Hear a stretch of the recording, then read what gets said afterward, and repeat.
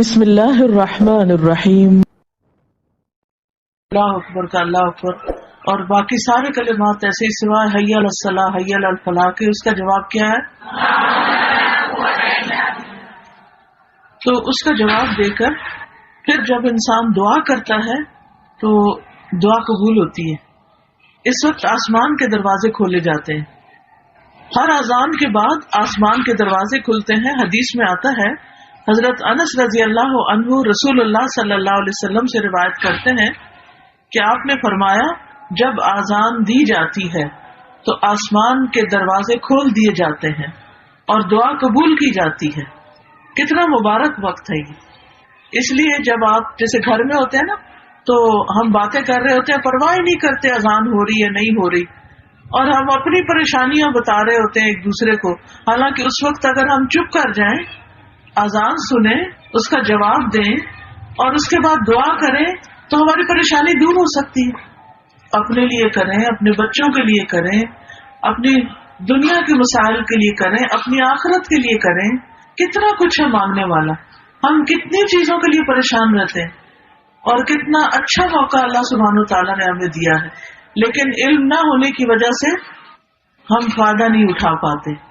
امام مناوی کہتے ہیں کہ جب مؤذن کسی بھی نماز کے لیے اذان دیتا ہے تو آسمان کے دروازے کھول دیے جاتے ہیں.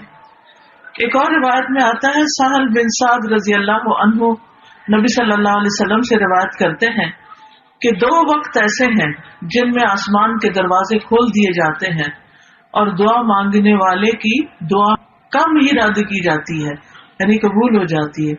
جب اذان کا وقت ہو اور جب جہاد فی سبیل اللہ میں صف بندی ہو, اللہ کے راستے میں لوگ صف بنائے ہوئے ہوں. اس وقت ماشاءاللہ آپ صفیں بھی بنائے ہوئے ہیں اور اذان بھی ہوئی ہے اور ایک نیک مبارک مجلس ہے.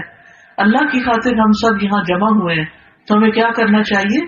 اپنے لیے دعائیں مانگنی چاہیے. جو بھی آپ کی زندگی میں کوئی مسئلہ ہے, کوئی پریشانی ہے, کوئی فکر فاقہ ہے, کوئی دکھ ہے, کوئی بیماری ہے, کچھ بھی ہے. اور ابھی ہم بات کر رہے تھے آزمائشوں کی, یعنی کسی بھی طرح کی آزمائش ہے تو اللہ تعالیٰ ہی اس کو آسان کر سکتا ہے. اسی طرح اقامت کے بعد بھی آسمان کے دروازے کھلتے ہیں. حدیث میں آتا ہے کہ جب نماز کی اقامت کہی جاتی ہے, مثلاً جب آپ جیسے حرم میں گئے ہوں یا کسی مسجد میں ہوں اور نماز کھڑی ہو اور اس وقت وہ کہہ رہے اللہ اکبر اشہد ان لا الہ الا اللہ اشہد ان محمد رسول اللہ. ایک تو اذان ہوتی ہے نا اور ایک نماز سے بالکل پہلے اقامت ہوتی, تو اس وقت بھی آسمان کے دروازے کھول دیے جاتے ہیں اور دعا قبول کی جاتی ہے. یہ صحیح ترغیب و ترہیب کی حدیث ہے. اسی طرح ہر فرض نماز کے بعد دعا قبول ہوتی ہے.